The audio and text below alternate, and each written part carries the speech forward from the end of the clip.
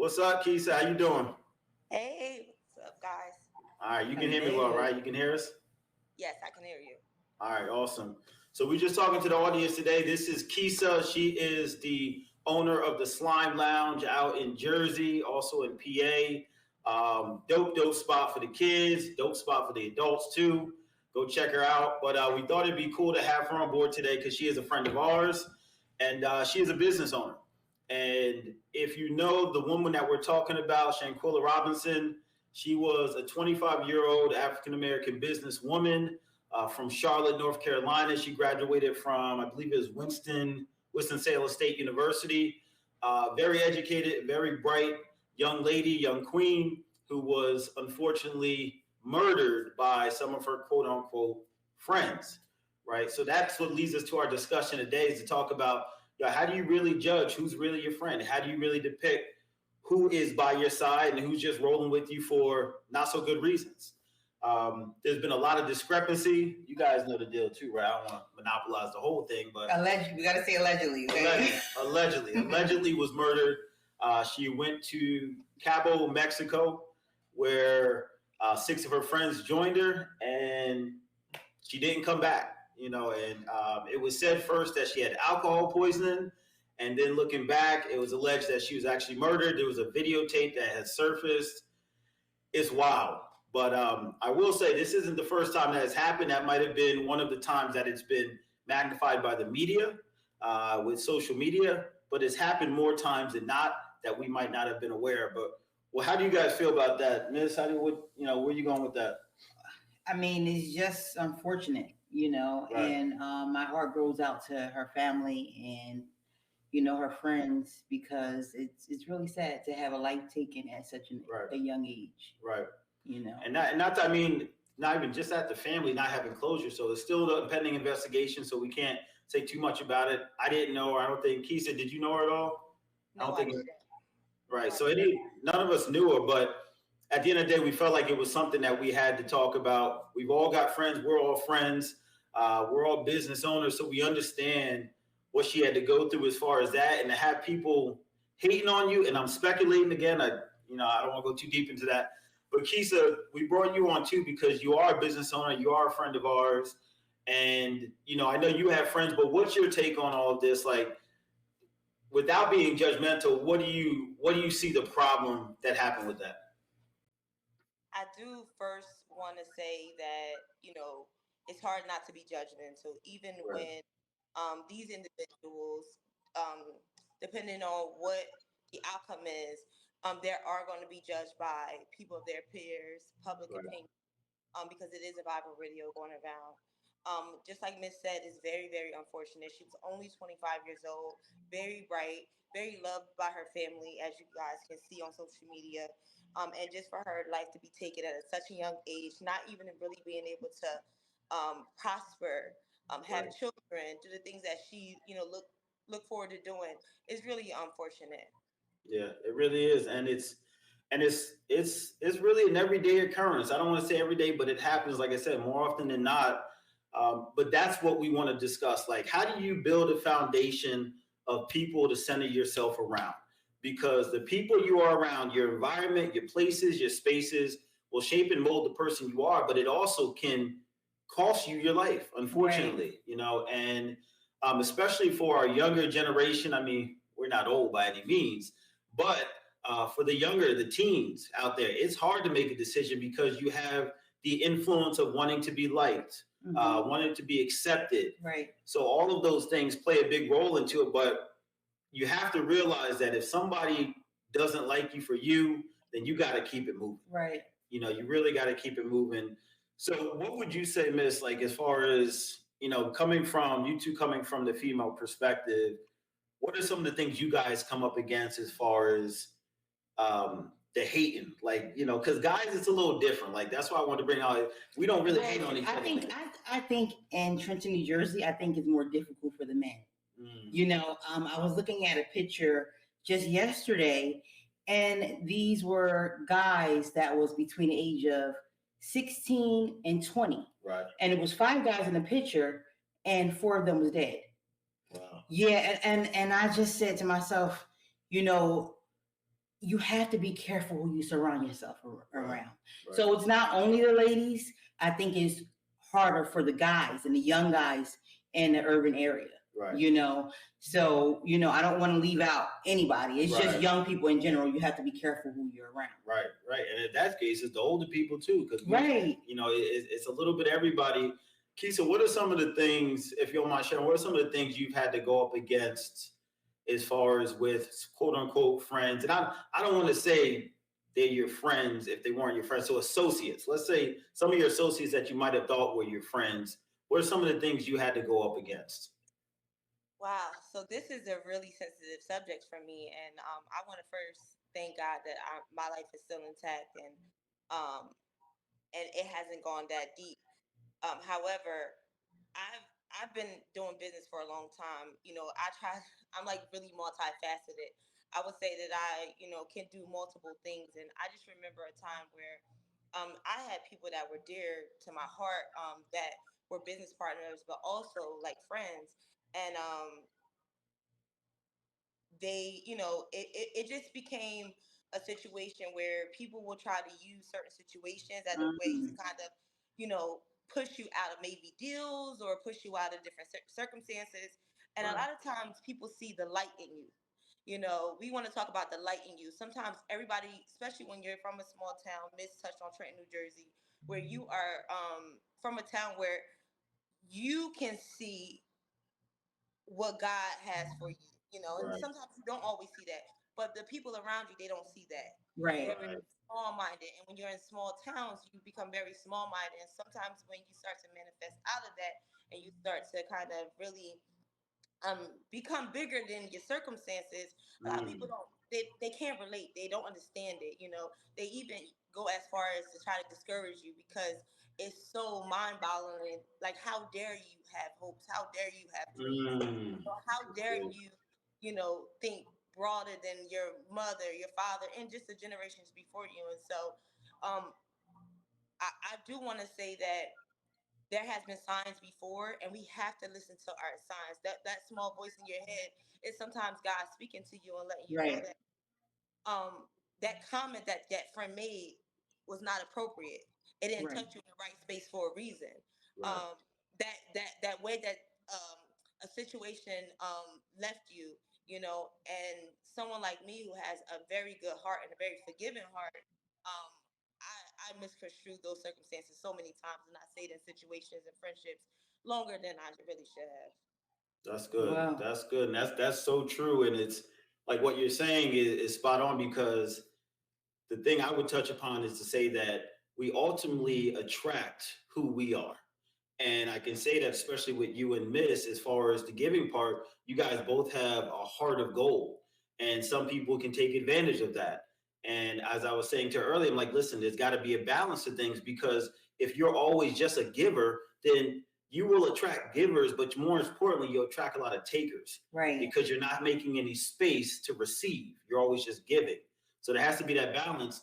But yeah, it's a part of who you are right now, which is why I focus a lot on building self, is because everybody is a reflection. I really believe that everybody is one. So if you're attracting people, you're somewhat attracting a piece of you that you might not have taken on. Like, I know there's sometimes I'll be like, oh, I can't stand that about that person. I look back and I'm like, I don't really stand like it because it's something that I didn't do or something that I do. Either way. So when you can have that self-reflection, but that's important when you're picking friends, because you're not going to be seeking that attention. You're not going to seek that acceptance when you're like, Right. okay, I'm just really looking at a piece of me. And if I don't like that in someone else, that means I may have to do some work deep inside of myself to move forward. And that's good, because I think with us, we tend to want to have everybody to like us. Right. We want everybody to be our friend. I remember the first time I did my professional show, I did a show in Atlantic City, and I would say the arena fit like maybe 1,000 people, Right. and I sold maybe 5 tickets in Trenton, New Jersey. Mm. All of my supporters was from Philadelphia Right. or Atlantic City. Right. And I want to thank you, Keisha, because you was one of the 5 that was there, to support me, and I appreciate that, and I know you have a store in Trenton, and you had to, branch out to Philadelphia as well, right? Yes, and it's so funny that you've spoken on that because I always said I would not acknowledge this. However, this is the proper place to, I think, acknowledge this. I had a space for about a year in Trenton, New Jersey, and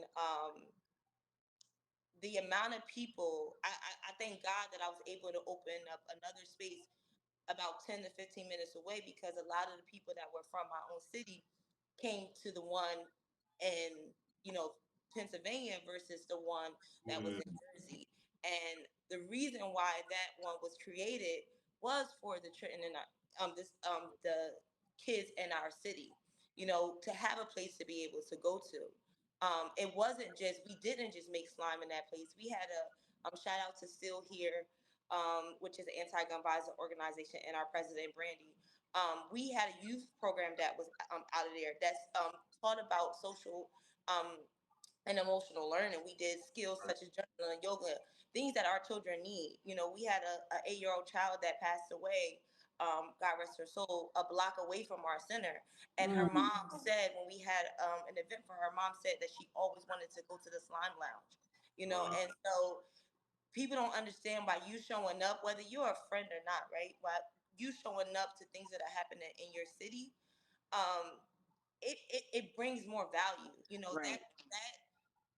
that quote that says the world Trenton makes, the world takes, is not only just the world taken, but it's people in our city who are doing great things wanting to go because they don't get the support Right. from the people in our city. So it's so funny that you did mention that because we deal with that a lot. You know, it's very few small businesses that make it. You know, I just thinking the other day, South Trenton is blossoming with businesses because they take care of their own and they buy within their community. So we need to do the same. We need to Right. support each other, rock around each other.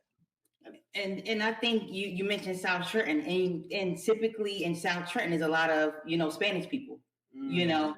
So we, you know, it's good that we're talking about it and making it aware. You know, as Black African Americans, we have to come together, build, you know, we're like-minded people, and picking the right, you know, partners and friends correctly, right? Yeah. And I think, you know, you guys you said it perfectly. At the end of the day, I look at it like this, you know, African Americans, we've always had a problem with unifying with each other. And there's a lot of reasons, I think, why. I mean, from having a false identity. We are the only culture that has a hyphen, African American. There's not Irish American, there's not Puerto Rican American. So just that alone has created division in our culture.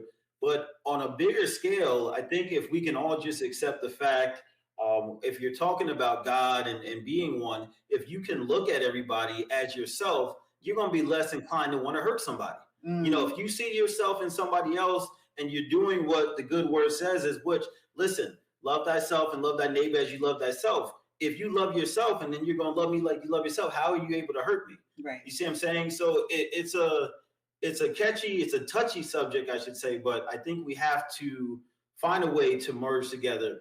Even with the Kyrie and all that stuff, you know, I don't agree with what he said, but you know, to come down on him. And in fact, Kyrie gave $60,000, I found out, to Shanquella Robinson for the funeral. So there's a lot of good out there. And my problem I have with, as far as the news, is everything negative is being magnified. Right. And as I dive deeper and we dive deeper on the spiritual level, we understand the importance of that. You think it's very subtle and it doesn't affect us by seeing it all the time, but what you see, what you hear, what you're taking in, all affects you and your chakras and all of that to be able to get to that highest state to reach the source. And if you're not picking the right people, that is a part of not getting you to get it closer to God. You know, so it's all played a big part. But yes, you guys are 100% right. As a community, we haven't supported each other, and it's tough. And hopefully that thing changes. But in regards to Shanquella, it was really just sad to be like 25-year-old. I think her net worth was $550,000. And I feel like there was some hating going on. Seeing that video and how she was being, and we're not going to show that, but that was ridiculous. I think she paid for everything too. I heard she paid for, you know, It's really wild. I mean, there's a lot of speculation. I saw the one of the latest things. Um, I think her sister's brother, something like that, got killed the day before that when they went over there, and they're trying to see if that's a connection. So there's a lot of information we don't know. But the bottom line is, as far as picking your network and your friends, it can literally make or break you. Yeah. We see it a lot with the younger generation wanting to be cool, wanting to fit in. I mean, it's all the same stuff. Even when we were young, same things going on. There's just more social media. There's more influences going on, but it's still the same thing as far as trying to fit in. That's why I don't want to talk just about bullying, but how can you help people overcome bullying? Because I don't think bullying's ever going to stop, unfortunately. But how do you deal with it? So how would you, I guess, Miss, how would you tell people to deal? Like, if you're talking to our kids, if you're talking to any of the youth, how would you tell them? How do you deal with bullying or wanting to fit in? What would be some of the tips you give them? Well, the first thing I would tell them is to talk. Right. A lot of the kids, they tend to want to talk to each other as far as their peers is concerned. You have to make a space for them to be able to speak to you. Because you want to know their language first of all. Right. You're talking about the parents talk being Yeah, kids being okay. Right. You want to know their language, and you want to be able to be reachable. So I know the parents say, "Oh yeah, I'm the mom. You listen to me," Right. and stuff like that. But you want to give them, an opportunity to have a conversation, so that way you can, so that way you can figure out if it's a problem. Right. Okay, and if it is a problem, you can find out how to fix it. Right. Right.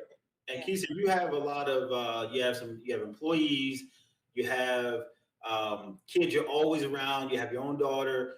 What are some of the things you would say to any age, like 7? I mean, because younger now, they're a lot smarter. These generations have a lot more intelligence than we had at our age. What would be some of the tips you would give to them to kind of say, hey, these are some of the things you need to look out as far as who's for you and who's not for you? What would just be like a couple of things you would say? So I going back, I never really was receptive to this is what I did and this is what you should do, right? Right. One of the things that we try to implement in our programs, and now we're in the schools, Foundation Academy, is like through social and emotional learning is different outlets, right?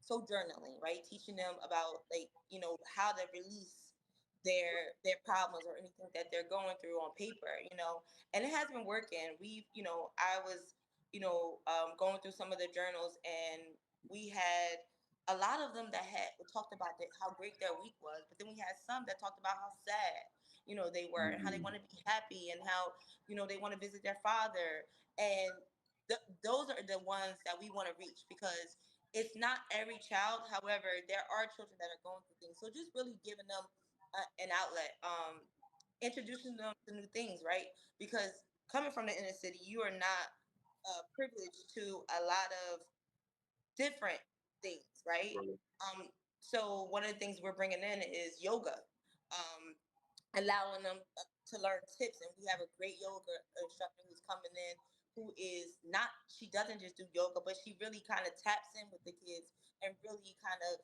teaching them different breathing techniques and different things that they can use when when they're not feeling at their best, right? Right. But I think the biggest opportunity, like Miss said, is um, allow your understanding that your child, no matter how old they are still humans, right? And they need that outlet. They need someone to talk to. And sometimes it could be only you, right? They're Mm. in school, they're going through things, and then they're coming home. And when we're blocking our kids from really being able to connect, really being able to have that conversation, and we're now also blocking them, they may be experiencing that from school. Where do they turn to? Right. We teach about bullying and suicide prevention, and the statistics are high on the amount of grade school children that are committing suicide because Mm. they're sad. So we talk about this murder of Shanquella, but we also need to speak on how a lot of these kids are taking their own life as well Right. because of the friendships and the lack thereof and those types of things.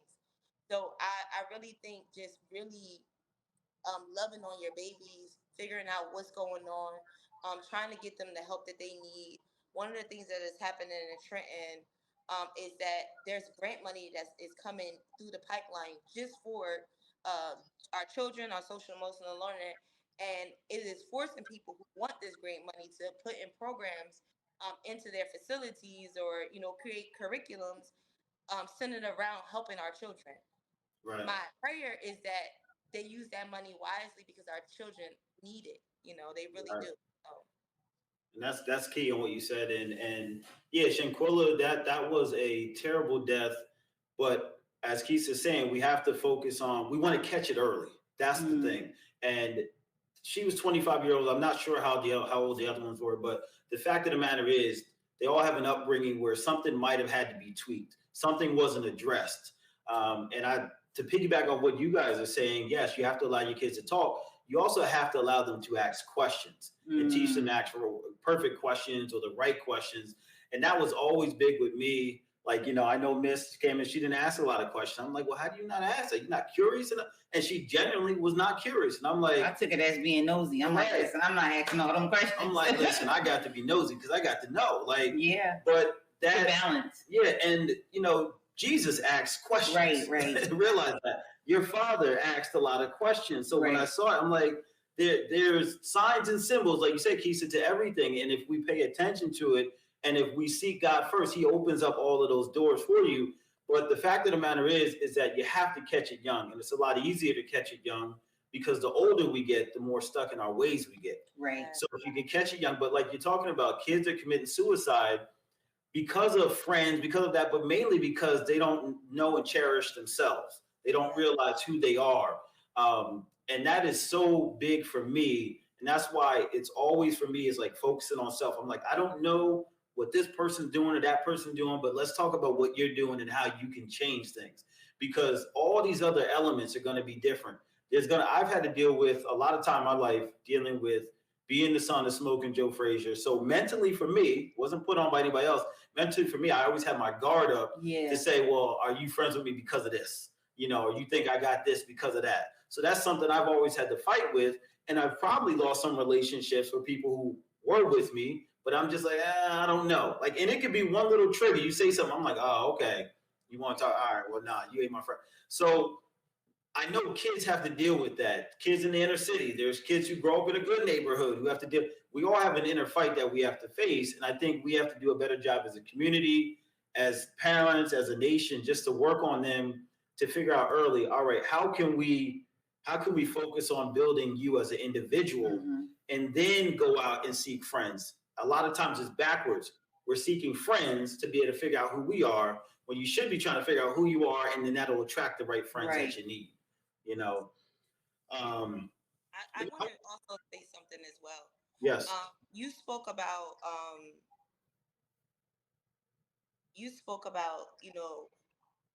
kids knowing who they are. And I think what we're really missing in our generation, like I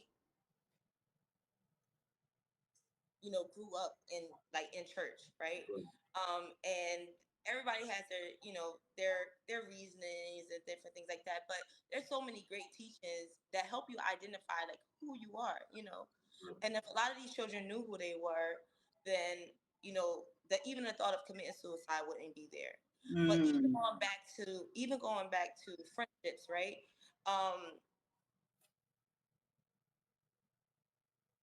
Job, he prayed for his friends, and his fortune was he got twice. He got his fortune back, but he got twice as much, right? And people understand that when you have these friends that are transforming into spaces or that need you, praying for them, praying for your children, praying for them, right? And maybe you're not where you want to be at, and I'm just going back to the Shanquella situation. It's like you have this person that may seem prosperous and may have done something that, caused you to, allegedly, I mean, beat on her, when she's not fighting back. But maybe that's something that you could have just talked to God about, just praying. Maybe they're not where she is, but that doesn't mean your circumstances can never change. And the same thing about children, we're not giving our children positive outlets. This world is so hard to maneuver as adults. And I know you spoke, like, just imagine how hard it is for our children, and us Mm, not really, dropping the ball from introducing them to who they really are. Right. Is our fault. Right. It definitely is. As parents, we're dropping the ball as parents, because you have to learn at a young age to really really value friendships, really value the people that you love and cherish, and understand that everybody is different. And it's so funny, I was talking to one of my girlfriends all the way into the wee hours of the morning last night, about just meeting people where they are, loving on people where they are, and stop expecting people, and when they're not, you're now triggered, and you're now, not going to show up for them, and these different Right. things. We all need each other. We need each other to show up for one another, Right. right? right, We need those prayers, even when you feel the lack thereof. You need that outpour, because it will be returned to you, and right, that's one of the things, that the message, that when someone comes to me and those are the same things that they're talking about, that's the message that I'm relaying, because you want to continue to just pray for them. What else you right, gonna do? Just pray for them. You know what I mean? So right. And Um, in addition to that, Keisha, um, we have to be comfortable with having the tough conversations with love. You know, all of my friends, we, as you know, but we had our tough conversations, but we had it with love. yes, You know what I mean? And that's what it's about, yes, because that's how you can have the friendship for so many years, right. and for forever. Right. I've been friends with them for over 20 something years. yeah, And it came with being able to communicate and having this conversation that needs to happen, because sometimes when you don't have a conversation, you know you repeat the same thing and something Yeah. else happens. 100%. So as well as having this tough conversation with the kids, you have to have the tough conversation with friendship That's as a well. great point. That's a great point. And some of my friends, I've been friends with them 30 years. I'm 39. And you're right, the tough conversations, and it really boils down to this: you need clarity, you need communication, you need confidence. If you're Right. clear on who you are, you can confidently go and communicate with other people, and that leads to confidence for both ends of the parties. But also, what you said, Kisa, too, is like kids need that guidance. But one of the issues is a lot of the parents who are guiding them don't know who they are. And that's why it's not just about the kids always getting that self-help and that self-work. Parents do too, and adults need too. We get to a point where we think we know enough. Don't let a kid come to us and try to tell us something. Oh, you ain't grown. Listen, I don't go by growing off of age. I go off grown by wisdom and who you're seeking. And you said meet people where they are. That's so true. And with these kids, I'm telling you, there is a new level of kingdom kids, as I like to call them, that are being birthed. Some are already birthed and just reborn again, and some are going to be physically born into this world. And we have to start meeting them where they are when it comes to God. Well, that was deep. We need to keep it. Thank you, baby. We need to keep it. She always does. Charlie said, we need to keep it simple, right? Because that was one thing that turned me off about church. Let me just keep it real. Let's talk about it. Let's talk about that. So we had team A and team B. We had team God and team devil, if you just want to call it, right? And then you got team devil. It's just like, listen, you won't come with me. I'm kill, steal, and destroy. That's all I'm gonna do. I'm good over here. And then with God, it was like, all right, well, we had to do this, and then you couldn't do that, and then this and that. And I was like, wait a second. No, it ain't that hard. Love yourself and love your neighbor as you love yourself. That's what you got to do. We have to simplify this thing for the kids, because we're losing them to the evil because of that. And the exposure, and then you combine that with we're always busy. So now we're not raising our kids, our TV's raising our kids, our social media is raising our kids. And those things are not bad. But what is exposed to them on there sometimes is bad. Right. It's just like a gun. A gun can't shoot itself. The person has to be holding it to shoot it. So we need to focus on the individuals and working with them. But when it comes to God, we have to simplify this message to let them know, listen, it's easy. It may not be simple, it may not be easy, but it is simple to rock with God. This is what he wants you to do. He simply wants you to get closer to him. He doesn't want you just walking side by side and knowing all scriptures, but you ain't never got no closer to him. You see what I'm saying? So that's why I look at the things and I'm like, this is the message we have to get to kids. It's like, listen, you don't have to be hurting yourself. You don't need anybody else's acceptance. Matter of fact, the only person that's going to rock with you when you're gone pretty much is God. You know, and we tell our kids all the time, I was like, I'm your earthly father, this is your earthly mother. But your spiritual father is who's going to be with you at all time. I don't know when I'm up out of here, right? But all I can leave you with is that at any point in time, night or day, you call to him up there and you talk to him and he's got you. Right. And that's it. And if we start coming to them on that level, a lot of this stuff is going to stop happening. But I see the complexity of it and how difficult they make it. You think of all the things that are complex. Taxes, right? Because they don't really want you to know how to do your taxes. And insurance, they don't really want you to know the concept behind insurance. And I don't think the Bible has to be that complex, but I think sometimes we make it that complex. And I've seen the difference of getting the word from someone else and then going back and reading the word. You should do both, right? It cannot just be go to church. It cannot just be listen to a sermon, because you're only going to perceive it as that person is telling you. If you're not going to go back and do your own work, like double checking your work, then it's not that person's fault. He's giving you or she's giving you their perspective of how they see things. If you're lazy and you're not going to go back and dive into it yourself, then that's on you. But even if you don't do that, I would tell somebody, just listen, seek him first every day, wake up and ask him for wisdom and truth, and he will give it to you generously. Even if it's not going to the Bible right then and there, he will show it because he knows you're hungry for him. He wants you to get him. And that's how I just want to simplify it for you guys out there, everybody, not even just kids. Yeah, but I feel like, you know, we're speaking on the young kids in Trenton or whatever, the inner city, you know, sometimes we can't tell them, read the Bible. Right. Sometimes the only Bible they ever read is us. So that's why we have to be living, walking Bibles, living, walking testimonies, 100%. And allowing our story to be heard. Right. You know, allowing us to tell them about our mistakes. Right. You know, a lot of parents, they don't want their kids to know about, you know, mommy did this or daddy did this, you know, but if that can help them not go with what we had to go through. Right. You know what I mean? I think that we definitely have to share that with them. 100%. You know, I was actually looking at the video last night. It was her father talking about how he would never hear her voice. He would never touch her again. He would never have, and it was his only child. Right. He said, you know, I would never have grandchildren because, you know, she was my only baby, you know, and that really touched me so bad.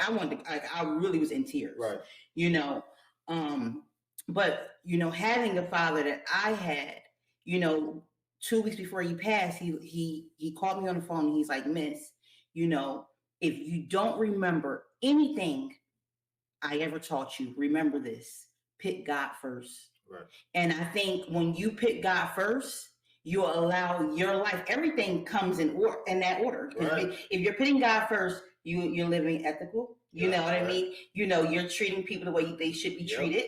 You know, so we have to be the Bible for our kids. So that way they can say, hey, listen, I want that life. That's good. You know, I want to be an owner, you know, of a business. You know what I mean? And I think that it's good that we're having this conversation because we have to bring awareness of things that, you know, can be done. It's 100% right. I think it just boils down to this and that. I think for a long time, our culture has magnified, you have to be either this or that. Right. You can be this and that. Right. You know, you can't cap God off. You can't put God in a shell or confine him to a space. He's omnipresent. He's everywhere. So what you said was really important too. And what the father said about never being able to see or touch his daughter again. And what's given me peace. And listen, when the time comes, I'll probably crack like a rock. But if something were to happen to my kids, you know, the peace of mind that I have in opening up to everything being a possibility is that, listen, on earth as it is in heaven, this is your heaven, this is your hell. How you live it depends on which end of the spectrum you go in. But to know that to be absent from the body is to be present with the Lord is not just a saying. It means you will see them again. You know, and I think that would give a lot more people peace if you looked at it as in, hey, listen, like our one daughter is in Puerto Rico right now, right? But I know where she is. I can call her, see her, and all that stuff, but she's not with us here physically, right? But I have a peace of mind to know where she is. And I think because we feel like we don't know where that person went or they died or however, it doesn't make it any easier. That's not what I'm saying. But I'm saying to give yourself a shorter time of mourning, a shorter time of weeping, you realize that you will see them again. They haven't left you. Her father hasn't left her. Like he is with her, and I know it for sure, 100%. So that I want to give people a peace of mind who have lost someone to understand that Yeah, you will see them again, especially during the holidays. right? Yeah, And they're with you. You know, just you have, but you have to be open to the possibilities. And this is what I'm saying because this is so important. If you don't believe that there is an afterlife, if you don't believe in the spirits, if you don't believe in a deeper divine connection, then that will be your reality. Wow. It won't come because just as God, He's not going to force you. He wants you to seek Him. That is what I call the game of life. Is we were put here by Him for us to ultimately have to go back and find Him. You know, so if you're open to the possibilities, if you're filling your cup up with the right people, right, with the right mindset, if you know, just I use the analogy of the oil. You don't go to a car oil spot and they dump new oil on the bad one. They have to flush the bad oil out first and then put in the good oil so that you can maximize the uses of that good oil. That's the same thing with us. If you're not open to that possibility of God being omnipresent and being able to come to you in any way, shape, or form, then you're kind of cutting yourself off on what you're going to be exposed to, which kind of takes away from a lot of the peace that you'll have. But Keisha, anything to add with that? I'm not going to go crazy long here, but anything you want to add? Anything of importance? First, I'm just blown away by everything that you just said. But I just want to end with just saying that being open for new friendships, being open for new connections, can definitely take you a long way. A lot of times, your friends don't always look like the same people that you grew up with.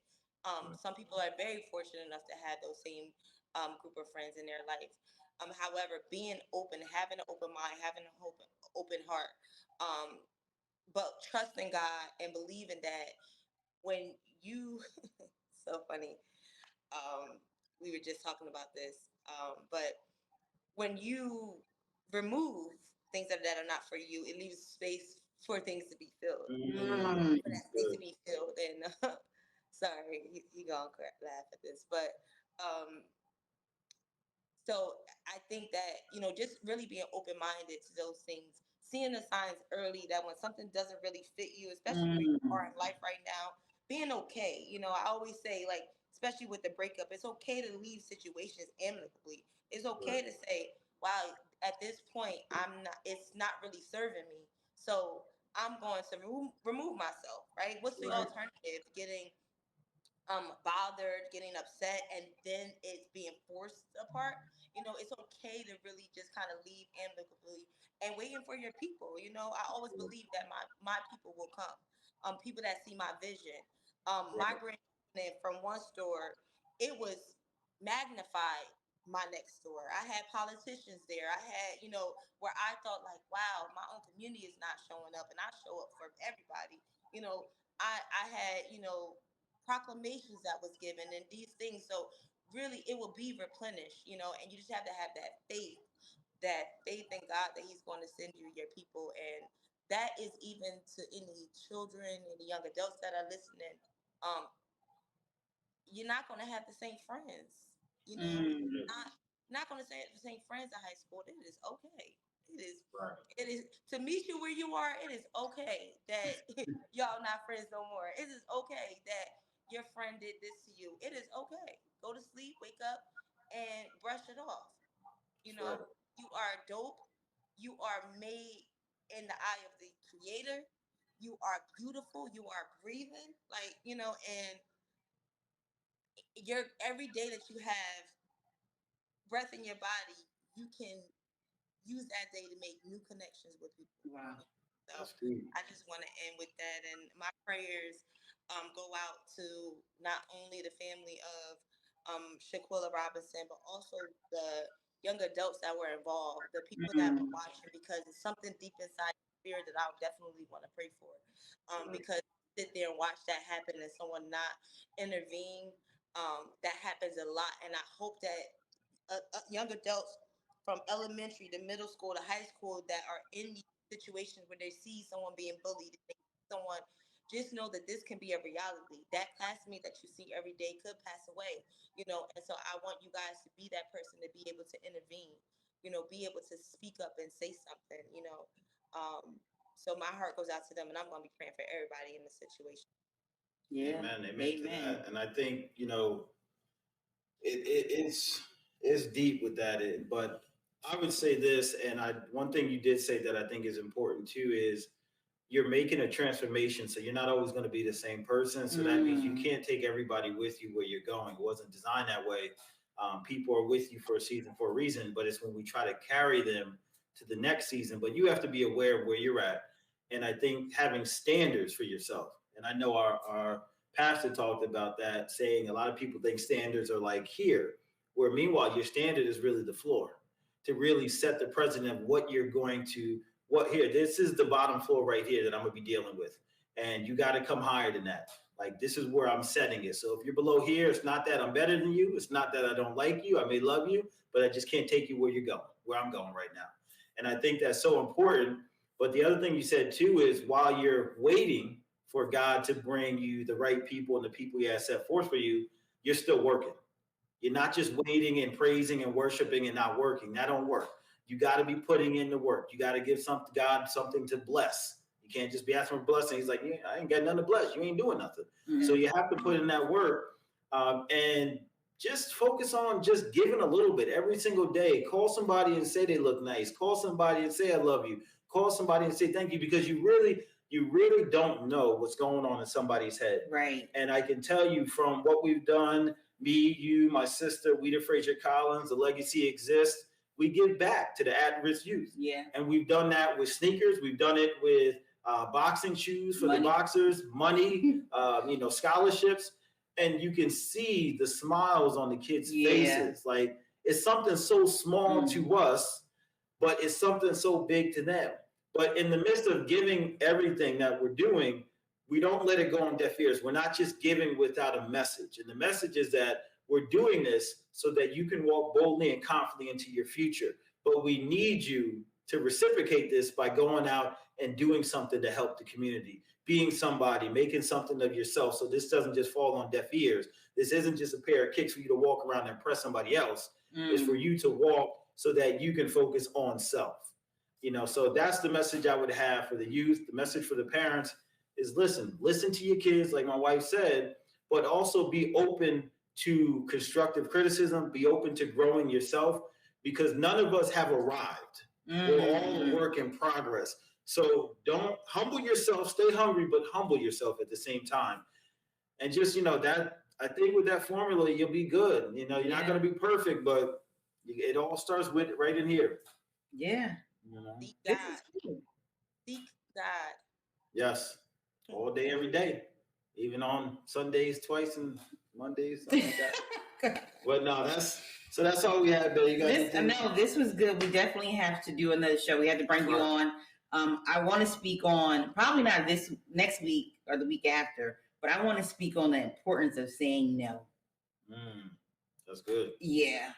That's good. Because sometimes all we had to do was just say no and we wouldn't be in that situation. Right. You know what I mean? I think you said no today, didn't you?